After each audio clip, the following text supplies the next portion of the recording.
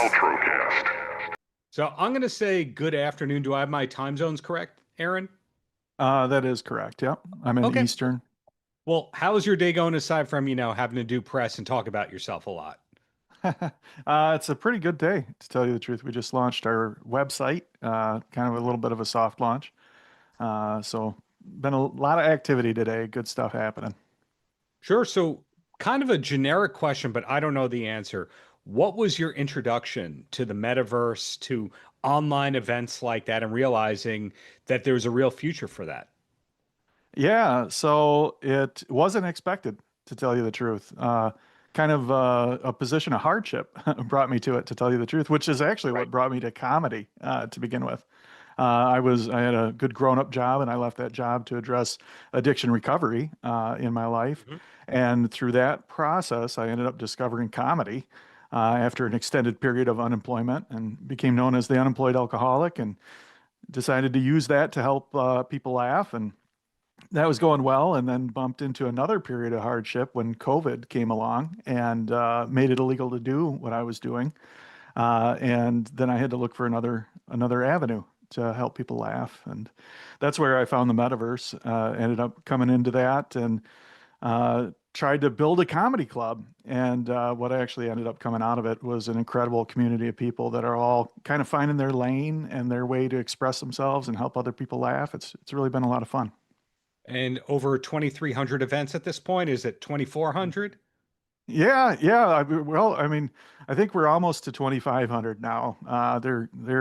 They keep on adding up. Right now, we're doing about 200 event instances a week. Wow. The reason I really give that a wow is anytime you start up a publication, a series, a residency, anything like that, you kind of start off begging people because you have to understand what the concept is. Do you remember around what point in the 2,500-ish events that you no longer had to beg and plead and explain? So it actually happened pretty quickly. I came into it thinking that bringing our big headliners in and having them perform and having people come in and watch, like that was going to be the big draw. And what I found out was people want to express themselves. Hmm. People want to be in the spotlight themselves. So it actually happened pretty quickly that we found that our open mic situations were at least as popular as our big headliners coming through. So we just kind of leaned into that. And the people that were flourishing in the open mic scenarios, we said, hey, do you want to take this to the next level and do it as a show? So some of the notables besides the open micers, notables Jay Farrow, Natasha Leggero, pretty big people with all that. Did that come from personal relationships or just helpful agents? Yeah, so those were neat opportunities. We've come into this space and are doing something that's very unique and very attractive to people. So in doing that, that's kind of appealed to Meta, who owns the platform Horizon Worlds, and so we've been able to collaborate with them to bring in some heavy hitters, as you mentioned. Did you all along understand what virtual, like, what I'm getting at is the metaverse? A lot of people just go, yeah, I understand that in AI, but the reality is they don't know what it is. Did you all along understand this? Not at all. No, I'm still not sure that I do. Yeah, so it's a neat thing, and the reason why I can say that with confidence that I don't fully understand it is because the book isn't fully written. This is a space that is developing as we go. So anybody who tells you that they know exactly what this is and what it's going to be is wrong.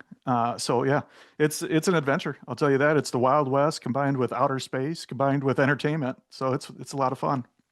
Are you the kind of person that's wired 24/7, or did this just make sense to you and other people explain the tech to you?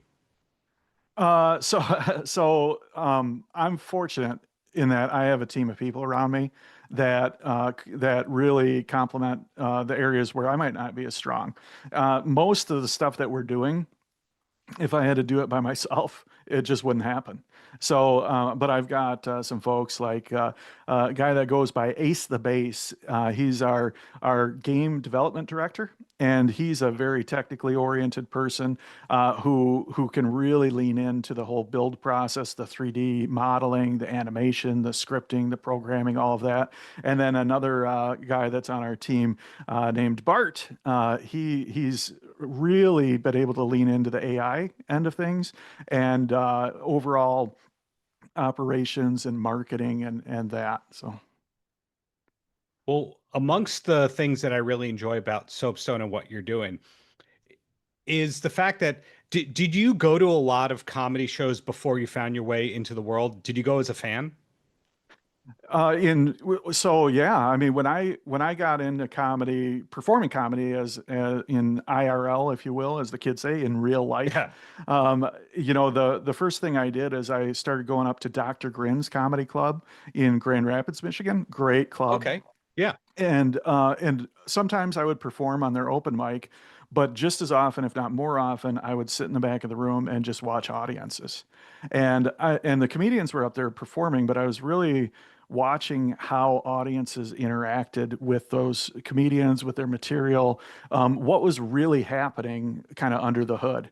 And that proved to be incredibly helpful because what we're really doing in virtual reality is not just replicating a comedy show. What we're doing is replicating a live experience. So then to take that Yeah. observational and analytical piece of it and then be able to replicate it, it's really worked out well.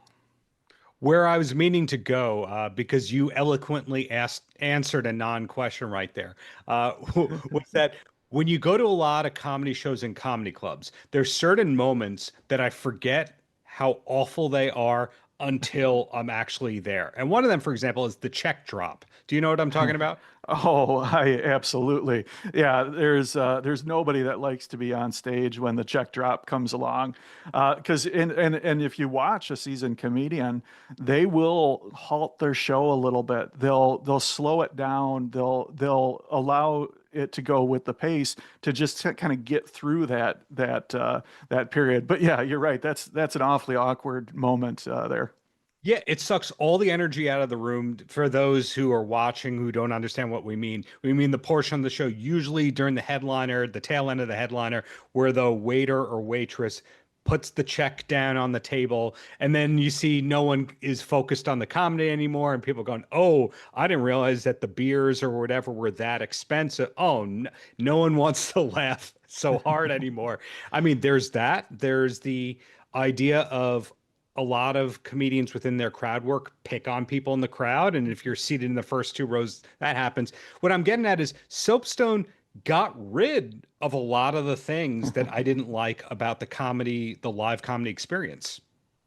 Yeah, I mean, there's definitely some advantages to being in virtual reality. One of the advantages is you can't tell that most of the people probably don't have pants on, whereas in a live a Sure. live club you certainly can.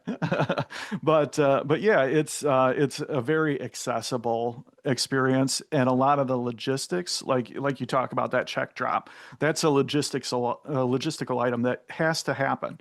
Like yeah, if you buy drinks and food, you got to pay for it. So that dynamic has to happen.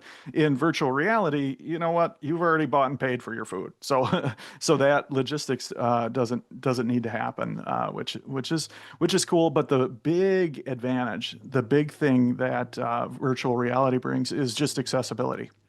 Yeah. Most the people on this planet do not live in a spot where they could just zip over to a comedy club and see what's happening.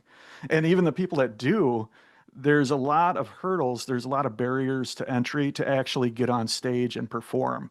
You've got to basically be willing to suck it up and get up there early and sign your name on the sheet and wait, and maybe you get called and you get to perform. Well, whereas at the Soapstone, we've really eliminated those barriers and made this experience of bombing on stage, or maybe even doing well on stage. We've made that more accessible to people. Amen to that. So, winding down to the last few questions here. How far ahead are you looking with your business? In other words, are you the kind of person that's going, oh, well, in 3 years, we're going to be here and the merchandise? Or is it a learning by doing in 1 week at a time thing? It's a little bit about both. A comedian friend of mine by the name of Michael Jr. I heard him talking one time about why he always performs with a set list.